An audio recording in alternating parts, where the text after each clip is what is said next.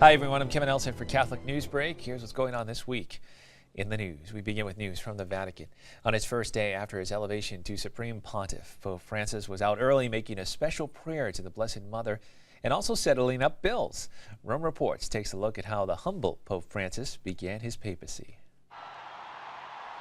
May God forgive you for what you've done, were the words newly elected Pope Francis told fellow cardinals over dinner soon after his election and first appearance as Pope. They bore witness to the humility of the first Latin American and Jesuit pontiff. It also reflected a new approach to the papacy. For his introduction, Francis chose a plain white cassock and he kept the same crucifix he used as Archbishop of Buenos Aires instead of the gold one set aside for popes. To get back to Santa Marta, he refused any special treatment. There was a car with the plates SCV number 1 specifically for the Pope, and instead he returned on board the bus with all of the other bishops, the cardinals. The hours before being elected, the Pope made his first visit outside the Vatican to the Basilica of St. Mary Major. He again refused a large security team, opting only for one small car to take him there. On the way back, he stopped at the Casa del Clero, where he had been staying before the conclave. There, he picked up his bags, said hi to the staff, and he paid his bill. He wanted to set a good example, then he returned to Santa Marta. For now, the Pope will remain in Santa Marta, but today he removed the locks on the papal apartment. Workers will begin to get it ready for his arrival. Asked about the new pontiff's election, the Vatican spokesperson Federico Lombardi said he was elated when he found out a fellow Jesuit was elected pope. For me, he's a Jesuit who was issued a very special mission that no other Jesuit in history has received.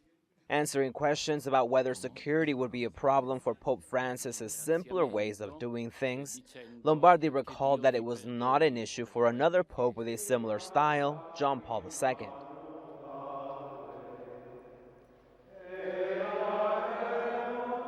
In news now from around the country, Pope Francis received warm wishes from the White House following his election to the papacy yesterday. In a statement released March 13, President Barack Obama, on behalf of himself and his wife Michelle, observed that the Pope is a champion of the poor and the most vulnerable and carries forth the message of love and compassion that has inspired the world for more than 2,000 years, that in each other we see the face of God. The statement also said that Cardinal Bergoglio's selection as the first pope from the Americas speaks to the strength and vitality of a region that is increasingly shaping our world. The president said he looked forward to working with the newly elected Pope Francis to advance peace and dignity regardless of faith. He also offered his prayers for the Holy Father. Vice President Joe Biden and Secretary of State John Kerry, who are both Catholic, also issued statements congratulating the pontiff and offering their prayers for his success. Vice President Biden said he would be happy to relay the well wishes of the American people when he attends the inaugural Mass next Tuesday in Rome. Kerry said that he and his wife Teresa would keep the Holy Father in their prayers as he began a new era for the Church. More news now from the Vatican. Now that we know who the Pope is, many people are wondering who the Pope was before he became Pope. Rome Reports takes a look at Cardinal Jorge Mario Bergoglio, the man who would succeed Pope Emeritus Benedict XVI. Cardinal Jorge Mario Bergoglio becomes the first Latin American Pope. He was born in Buenos Aires, Argentina on December 17, 1936. Before entering the seminary, he studied chemistry and graduated as a chemical engineer. The new pope is a Jesuit. He taught literature and psychology in Buenos Aires. He was ordained a priest on December 13, 1969 at the age of 33.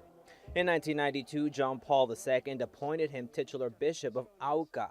Then in 1997, he was appointed Archbishop of Buenos Aires and was made a cardinal in 2001. He is a member of the Pontifical Council for the Family and also of the Pontifical Commission for Latin America. Bergoglio has written several books, including Meditations for Religious and Reflections of Hope. Although he was not among papabili at the start of the first conclave back in 2005, he ended up as one of the main candidates. Nearly 8 years later, he emerged as Pope Francis I. And we have more news now on Pope Francis. He's already had a pretty full schedule since being named Pope on Wednesday. On Thursday, Pope Francis visited St. Mary Major to pray in private. He also celebrated a Mass with the College of Cardinals in the Sistine Chapel, which was seen here on Catholic TV. On Friday, the Pope met with all the cardinals in the Clementine Hall of the Apostolic Palace. On Saturday, he will meet with about 5,600 members of the press. On Sunday, he'll recite the Angelus with visitors gathered in St. Peter's Square. And the inauguration Mass for Pope Francis will be on Tuesday, March 19th at 9:30 a.m. Rome time in St. Peter's Square. And of course, Catholic TV will be broadcasting that Mass. And finally in the news, greetings have been pouring in from all over the world, congratulating Pope Francis and sending prayers as well as well wishes as he begins his papacy. Some of the greetings came from the new Pope's fellow Jesuits.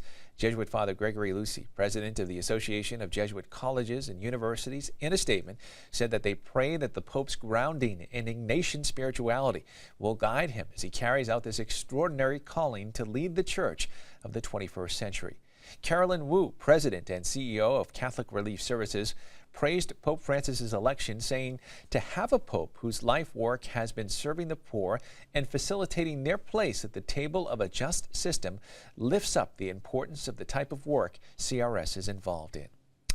Well, that is all the information we have for you at this time. Please stay with Catholic TV for more Catholic news. Until then, I'm Kevin Nelson, and I'll see you next time on Catholic Newsbreak.